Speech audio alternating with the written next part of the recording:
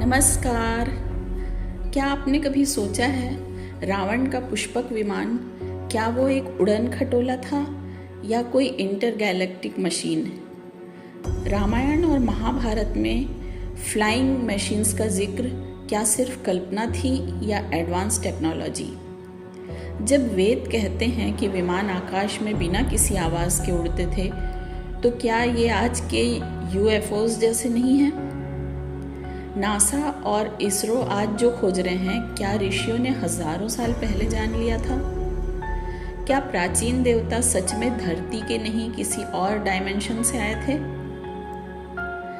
क्या विमान शास्त्र केवल एक मिथक है या एक भूली हुई एरोनॉटिक्स साइंस? जब एलियंस की बात आती है तो हमें वेस्टर्न स्टोरीज सुनाई जाती हैं, लेकिन हमारे पास हैं हजारों साल पुराने सबूत। कल्पना कीजिए हजारों साल पहले का आकाश और उसमें उड़ता हुआ एक तेज़ रोशनी वाला विमान, बिना किसी इंजन के, बिना किसी फ्यूल के, सीधा आसमान चीरता हुआ। क्या ये कोई कल्पना है या सच में हमारे देवताओं के पास ऐसी कोई टेक्निक थी जिसे आज की दुनिया यूएफओ कहती है? आज हम खोजेंगे उन मिस्ट्रीज़ को जो हमारे वेद हजारों साल पहले ही बता चुके थे कि हम इस ब्रह्मांड में अकेले नहीं हैं। रामायण में वर्णन है रावण का पुष्पक विमान न केवल उड़ सकता था, बल्कि सोचने मात्र से डायरेक्शन बदल सकता था। इसमें कई लोग एक साथ बैठ सकते थे। क्या ये सिर्फ कल्पना है या कोई ऐसी टेक्निक जो ह्यूमैनिटी से छुपाई गई? महाभारत में अर्जुन के रथ का वर्णन है, जिसमें खुद हनुमान जी फ्लैग पर विराजमान थे और वो रथ युद्ध के दौरान कभी भी इनविजिबल हो सकता था। क्या ये आज के एयरक्राफ्ट या एंटी ग्रेविटी मशीनों की तरह नहीं लगते? हमारे संस्कृत स्क्रिप्चर्स वायु रहित विमानों का जिक्र करते हैं, जिनका नाम था रुक्म विमान, शाकुन विमान, सुंदर विमान।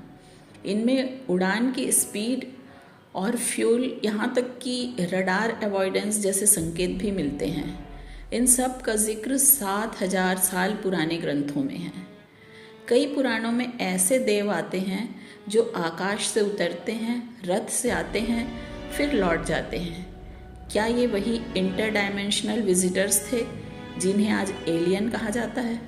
आज नासा और इसरो यूनिवर्स की डेप्थ खोज रहे हैं, पर हमारे पूर्वज हजारों साल पहले ही कह गए पृथ्वी के अलावा अदर डायमेंशंस भी हैं और वहाँ लाइफ एग्जिस्ट करती है। क्या हम उस विज्ञान को समझने में बहुत देर कर चुके हैं? तो क्या हमारे वेद और पुराण सिर्फ स्टोरीज नहीं बता रहे हैं, बल्कि ये यूनिवर्स की सीक्रेट साइंस बता रहे हैं? सोचिए, अगर हमारे स्क्रिप्चर्स सच कह रहे हों, तो क्या हम उन रहस्यों के इतने पास हैं जितने कभी नहीं थे? तो ये यूनिवर्स हमारे विचारों से कहीं ज़्यादा वास्ट और मिस्टीरियस है। तो क्या आप तैयार हैं उन रहस्यों को खोजने के लिए जो हज़ारों साल से हमारे सामने हैं?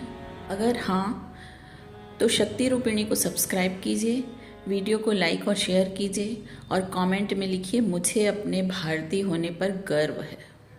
धन्यवाद।